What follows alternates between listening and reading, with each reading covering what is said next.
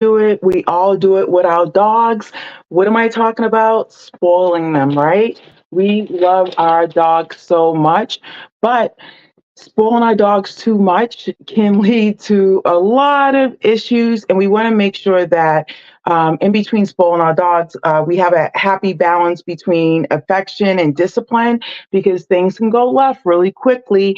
My name is Pamela Brown with Down for Paws Dog Training. We provide simple solutions for busy dog owners who just need effective training solutions but may not have the time to train. So let's talk about this and jump right into it. We all spoil our dogs. We all love them. And it gets into a place where you're like, oh my gosh, I love them so much, but I know they're jumping or so let's talk about those effects of spoiling a dog and what you can do to kind of navigate this.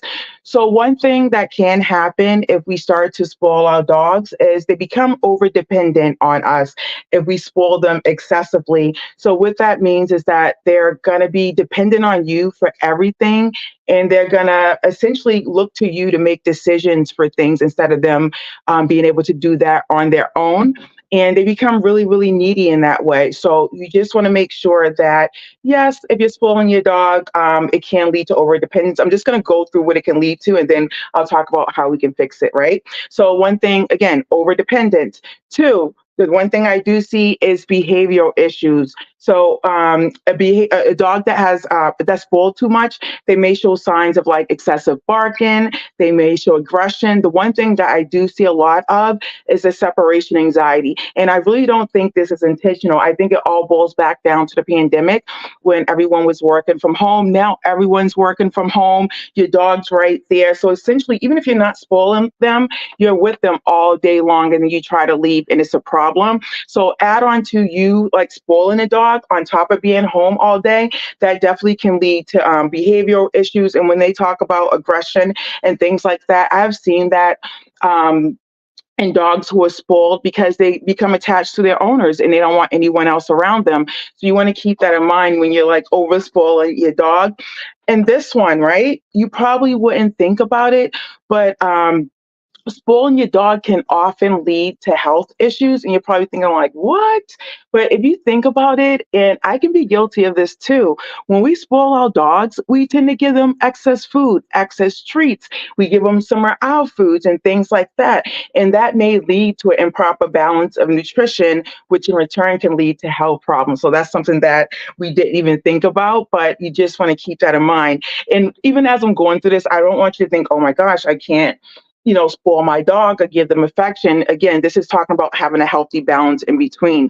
So let's talk about that healthy balance between discipline and spoiling your dog, because you want them to understand. It's just like our kids, we want to discipline them, but we love them at the same time, and they know that. So it's a healthy balance. So with dogs, we want to do the same thing. So here's how you do it. The first thing you want to do, I talk about this when I work with my families, is establishing a consistent routine.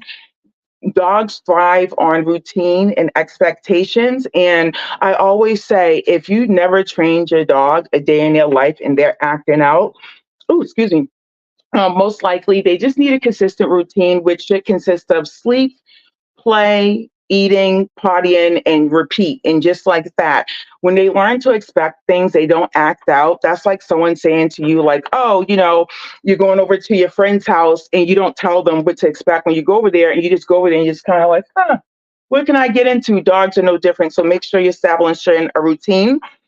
Also, number two, set clear boundaries. So define what's acceptable and what's not acceptable.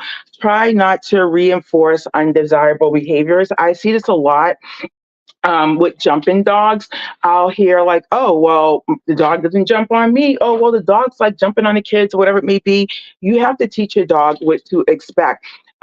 Just like, for instance, my dog, he doesn't jump on me, but also when he was jumping on me, I turned that into training him to do hugs. So now I can say, okay, hugs and off. But also, if you look at each of the family members in your home and you think about it, right? Who is it that your dog doesn't jump on? What kind of boundaries have they set with that dog? Most likely they're setting clear boundaries, whether they know it or not.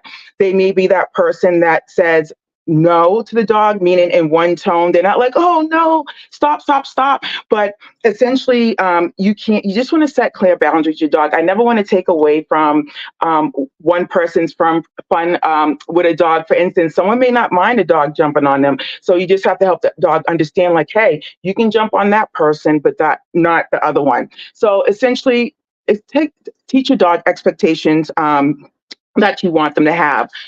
Provide mental stimulation. It may sound crazy. Oh my God. It may sound crazy, but you want to provide mental stimulation as well to keep their minds engaged. So if you are like, spoiling them and things like that, at least make it so that, they're doing something at the same time, whether they're doing a puzzle toy or you're doing games with them. You just want to make sure that you're keeping them engaged. Last but not least, you want to make sure that all interactions are positive reinforcement. I understand that we love our dogs and things like that, but again, overindulging in a love, happy balance. Just to wrap it up and go through them again, totally loving on your dog is fine. You want to have a happy balance because it can lead to overdependence, behavioral issues, health problems, and you want to strike a happy balance. And how you do that, you want to make sure you have a consistent routine for your dog, set clear boundaries, provide mental stimulation, and always make sure that you're using positive reinforcement. So hopefully this gives you a better idea of how to balance the love and boundaries with your dog and discipline. If you have any questions, drop them in the comments. If you love to listen to things, you can find me on all those podcast platforms, Spotify, Stitcher, Apple. Other than that, enjoy your week, and I'll see you next week with another great topic. Bye.